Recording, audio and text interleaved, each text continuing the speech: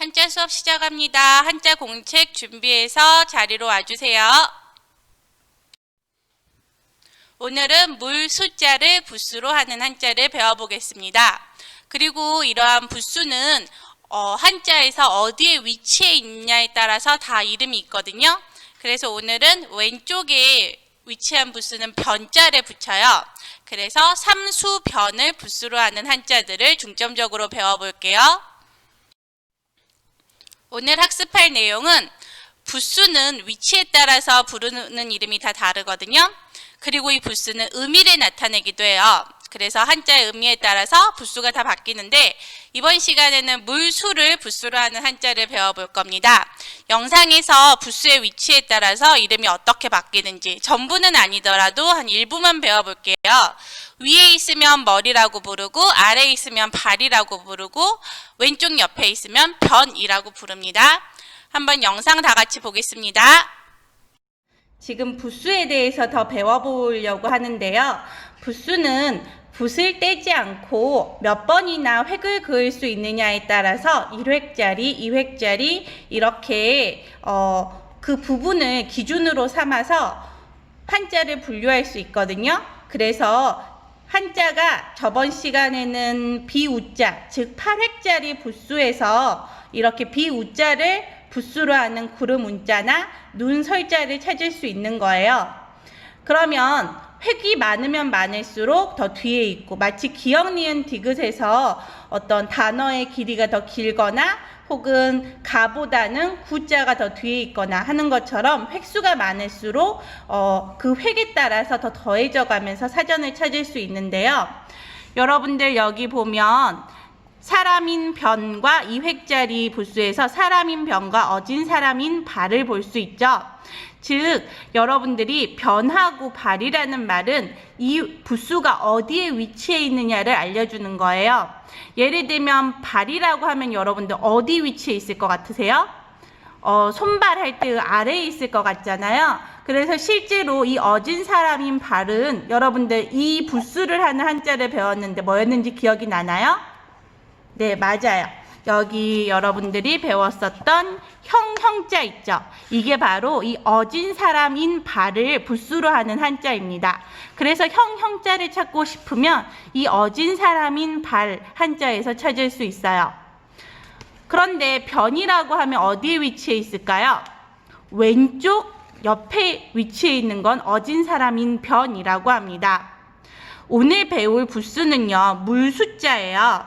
그래서 여러분들 물 숫자가 어디 있지 하고 3획이나 4획에서 쭉 찾아보면 아마 여러분들이 물 숫자를 지금 삼수변 그리고 이수변 그리고 물 숫자 4획에서 물 숫자를 찾을 수 있을 겁니다.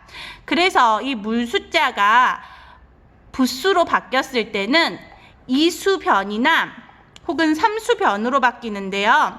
주로 삼수변을 생각하시면 돼요. 이수변은 좀 얼었다라는 어떤 좀 차가운 물의 의미라서 이거는 물을 부수로 하는 한자를 옆에서 찾으려면 이렇게 옆쪽으로 즉 왼쪽 옆에 위치하면서 3획으로 줄었다라는 의미에서 이 물 숫자이지만 삼수변자로 바뀌어 있는 오늘 한자를 찾아보겠습니다.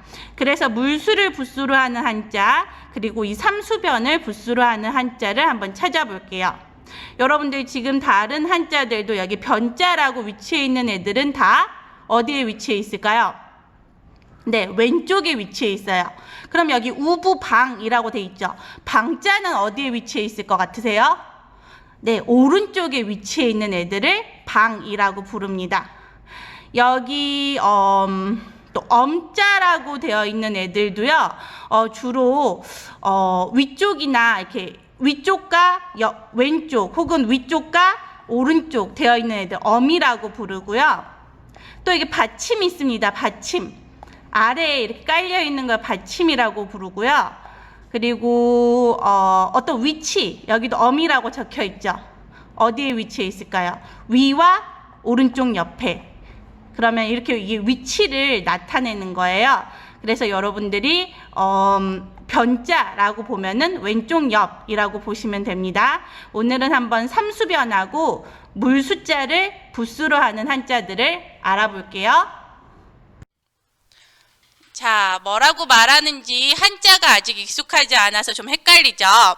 우선 변, 즉 왼쪽 옆에 위치해 있는 애들은 뭐 삼수변 혹은 이수변이라고 부르는데, 이수변은 두 개의 글자라는 소리고 두 개의 획수라는 의미고, 삼수변에서 삼은 세 획, 획이 세 개라는 의미입니다. 이렇게 써요. 굉장히 그냥 점을 점점점 이렇게 세 개만 찍으면 됩니다. 이게 물의 의미를 가지고 있습니다. 발은요, 아래에 위치해 있는 뭐 어진 사람인 발이라던가 형용자에서 나타나는 부수인데요. 주로 아래에 위치해 있으면 다 발자가 붙습니다. 머리에 붙는 부수도 있어요. 여러분들 저번 시간에 배웠던 비우자는요, 다 머리에 있었죠. 그러면 이제 비우자는 다 머리에 어떤 위치해 있는 부수다라고 생각하시면 됩니다. 자, 다음 영상에서 오늘 공부할 한자들 미리 배워보겠습니다. 오늘은 물 숫자를 부수로 하는 한자를 배워보겠습니다. 물 숫자가 있죠. 그런데 오늘은 이 한자를 쓰지는 않을 거예요. 자, 물 숫자의 맨 위에 점을 하나 찍겠습니다. 물 숫자 맨 위에 이렇게 점이 찍혔어요. 이건 무슨 한자가 될까요? 길 영자가 됩니다. 길다, 오래되다, 뭐 영원히 널 사랑해 할 때 영자를 바로 이렇게 씁니다. 그러면 이제 여러분들이 이 점의 위치를 한번 바꿔볼게요. 이렇게 물 숫자를 그렸다고 칩시다. 이렇게 물 숫자를 그렸어요. 그런데 이번에는 이 점을 여기 왼쪽에다가 이렇게 찍어볼게요. 이거 무슨 한자일까요? 물이요, 얼었어요. 얼음 빙자가 됩니다. 얼음 빙. 선생님처럼 이렇게 선 벗어나서 쓰시면 안 됩니다. 여러분들 잘 보이게 쓰려고 일부러 이렇게 쓰는 거예요. 길 영자, 얼음 빙자가 됩니다. 그런데 이제 이 물 숫자를 부수로 쓸 때 왼쪽에다가 쓰면 삼수변이라고 해서 이렇게 점 3개만 쓰시면 됩니다. 이러면 물 숫자가 돼요. 이미 물의 의미를 갖는 거죠.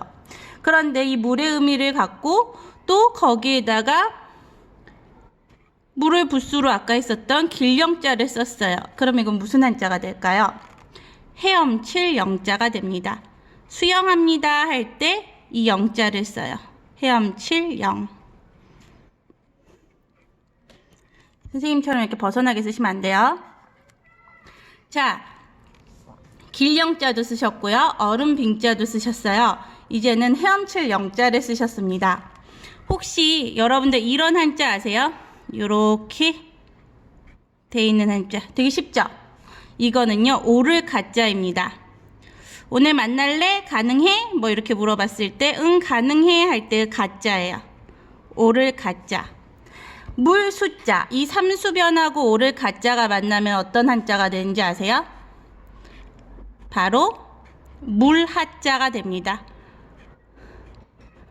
그래서 여러분들 뭐 하천, 뭐 하자가 붙는 단어들은 물하자, 어떤 작은 신음물 말할 때 이 물하자를 쓰거든요. 그 주몽에 그 엄마가 하백의 딸 유하였죠. 하백이요, 바로 이 물하자를 쓰는데요. 물의 신을 말합니다. 그 다음에 이번엔 물하자를 썼으니까 여러분들 이런 한자를 하나 배워볼게요. 이건 장인공자입니다. 옛날에 그 공사할 때 이렇게 써요. 옛날에 장인들이 이런 이런 도구를 들고 다녔대요. 그래서 이 한자는 장인공자가 됩니다. 뭐 여러분들이 알고 있는 뭐 공예품 할 때 이런 공자를 쓰고요. 그럼 이게 역시 또 물 삼수변하고 만나면 무슨 자가 될까요? 공자랑 좀 발음이 비슷합니다. 가자랑 하자랑 발음 비슷하죠. 이건 강자가 됩니다. 공이나 강이나 좀 발음 비슷하다고 봐도 되겠죠? 옛날에 물을 이런 도구를 사용해서 물이 범람했을 때 막으면 바로 그렇게 큰 물은 강자를 씁니다. 이번에는 좀 어미 모자랑 비슷한 한자예요. 원래 이 순서로 쓰는 건 아닌데 선생님이 어미 모자를 이렇게 우선 써볼게요. 어미 모자 이렇게 쓰셨죠? 이 위에 이렇게 모자 하나 씌워줄게요. 이거는 매양 매자가 됩니다. 엄마는 매일 봐야 되잖아요. 그죠? 그래서 바로 매일매일 할 때 바로 이 매자를 씁니다. 매양매. 단어가.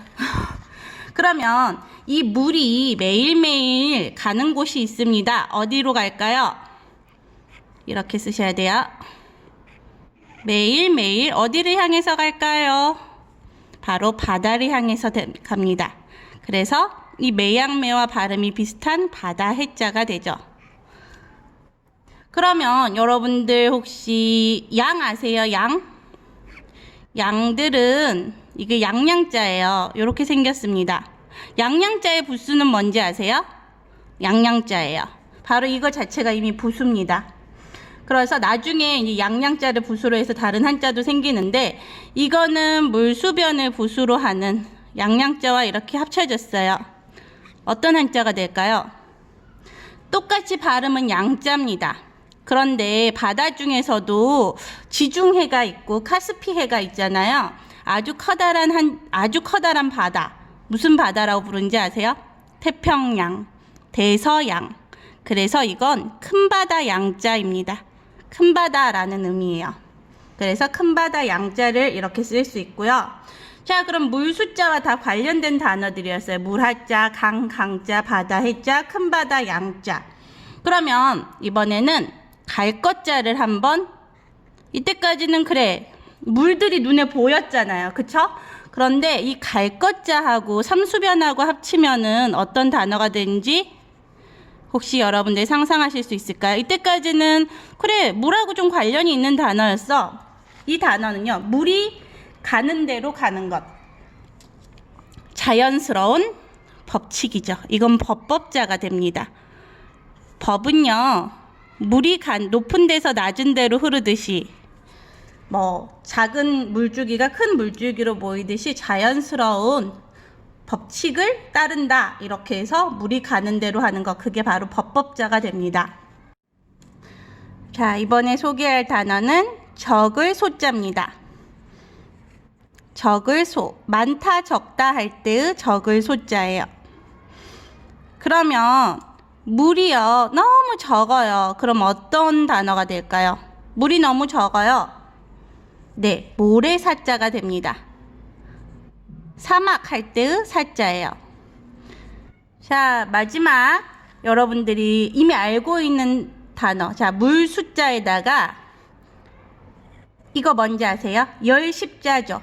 10개 할 때의 십자인데 이걸 더하면 어떤 단어일까요? 여러분이 알고 있는 단어일 거예요. 바로 즙, 과일즙 할 때의 즙자가 됩니다.